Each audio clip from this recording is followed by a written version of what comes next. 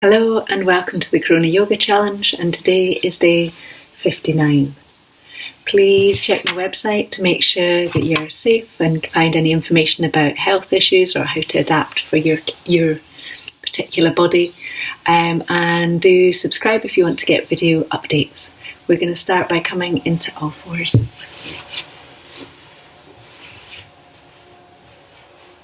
So from a nice comfortable all fours, toes are tucked under, you're going to slide your hips forwards and back.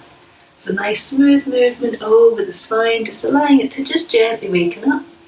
And then making sure that you're on a mat so that you're nice and steady. As the hips come back, you're going to press into the hands to lift up to the hips, come into dog pose. And then you're going to let your weight travel forward slightly into your hands. And then slide your weight back so hips lift up. Knees come down and come back to just gently rocking out. We're going to take that a little bit further if that feels good for you. So just remembering at any point you can bring your knees down onto the ground so that you stay safe and steady and so that your back is comfortable all the time. So from nice long all fours, sliding your weight back and forth. As your hips come back, press into the hands to lift up with the hips. Get that feeling of a nice lift up through the tailbone, and then take your weight into your hands to slide your weight forwards, and then begin to let your hips come down just a little so they come in towards in line, and then bring your hips all the way back up by scooping up through the tummy muscles, and then let your knees come down and let your head rest down. Let your head get really lovely and easy and relaxed, and let your shoulders widen.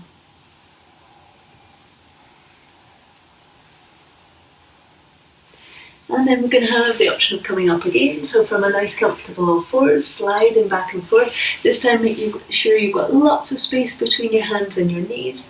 This is so that when you come up, you've got space for your body to move properly. So hips are going to come back and then up. You're going to lift your shoulders and your tummy up towards the ceiling as you travel your weight forward. You're going to keep lifting into the shoulders, and then slowly, the hips are going to come down towards the floor, and then the knees are going to come onto the floor, and slide your weight back, let your head rest again. Easy breath into the back of your body.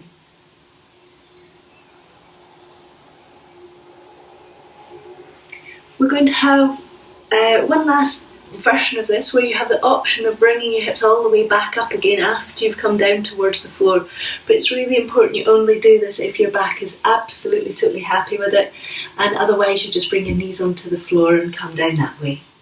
So sliding your weight forwards and back, long distance between your hands and your knees. You're going to let your hips slide back so that you can press into your hands to come up into dog pose.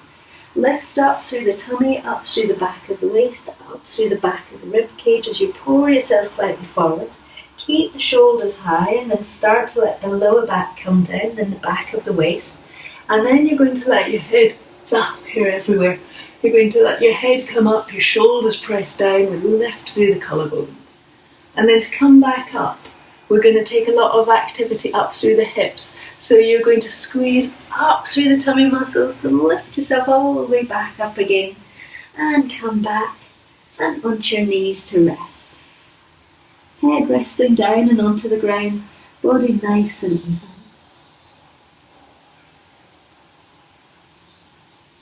Just allow the body to rest again. And then we're going to come up to standing, so you're going to bring yourself up through a standing forward bend. So a little bit of softness through the back of the legs, so the back of the body is really happy. And then bend through the knees, lift up through the hands, up through the pelvic floor of the tummy. Come all the way up and overhead, and bring yourself back to standing. From here we're going to be doing a balancing pose. So if you bring yourself to standing so that you've got a bit of wall or something that can support you beside you. We're going to come into a version of tree pose. So you're going to let your knee come up, and it might be that it floats out to the side and your foot just kind of free holds like that. Or it might be that you take your heel right up to the top of your thigh. So whichever it is, you're going to let your hand rest onto your leg, the bent knee. And you're going to let your other hand come up and overhead. You're going to get a feeling of lengthening up and then gently ease over towards your bent knee. Bring yourself up and back out. And then back to standing. Set of feet down on the floor. And then to the other side. So foot settles in towards your thigh, or free floats, or settles onto your, I'm talking too much, or onto your ankle if you prefer. Free hand comes onto the bent knee. Other hand's going to come gently up and over. So you're gently going to open into the side of the waist and into the ribcage. And then bring yourself back up, back out so that the hand comes down. And then you can release your leg down. Both feet settled, back to that nice, steady, even standing. We're going to come down to the floor now. So if you want to bring yourself to sitting, do sit onto a block if you would prefer. And we're going to take our knees round to one side. So from just a nice, comfortable sitting position, if you just let your knees come over to one side, just ease yourself round a little. And then bring your knees over to the other side. Same thing, just a little ease into the open space. And back again. From here we're going to come into kneeling. So if you just want to bring your feet so that they're underneath you, and you're just going to settle back onto your hips, check that your feet are happy. If they are, and you want to do a little bit more, you can let your feet come so you've got both feet underneath you. So at any point your hips can be much higher up if you would like. And then from here, take your hands onto the floor so you can take one foot up to the side. And this knee can extend out so that we're sitting right down onto the heel, and we've got a nice feeling of stability through the legs. And then you're just going to ease yourself around towards the open side and away from your lifted knee. And then bring yourself back to the centre and in towards your leg. And then back to the centre. Hands come onto the floor.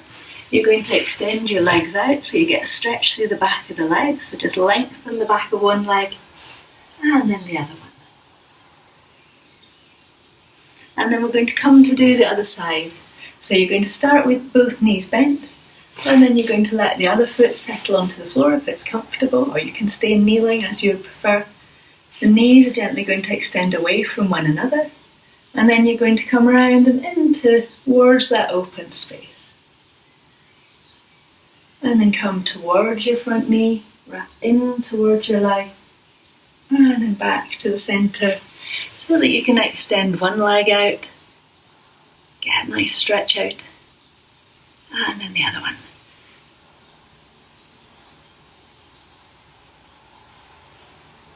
And then you're going to bring yourself to a comfortable standing sitting position. So just however you will be comfortable to sit for a moment or two. And we're going to do a little bit of Ujjayi breathing, so that soft snoring Darth Vader breath.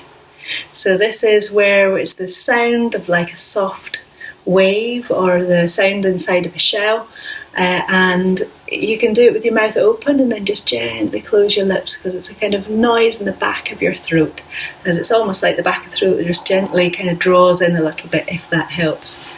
But it might just make you think, oh, I can't do it. So don't worry if it doesn't come naturally. Sometimes it takes a while to get this one. So you're just going to breathe in and out.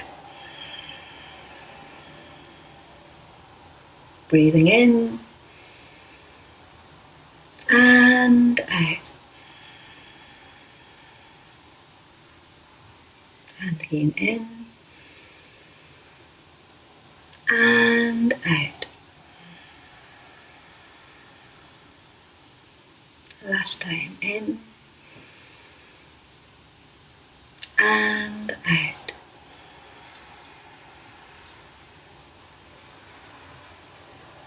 Let your breathing settle back to whatever normal is for you right now.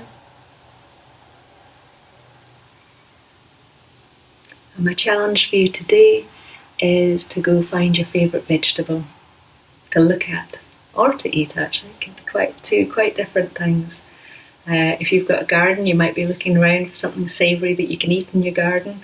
I know I've got some marjoram, can't even say it properly, and oregano. So they're probably my favourites at the moment on the edible front. And my quote for you today: the art of being wise is the art of knowing what to overlook. This is William James. The art of being wise is knowing what to overlook.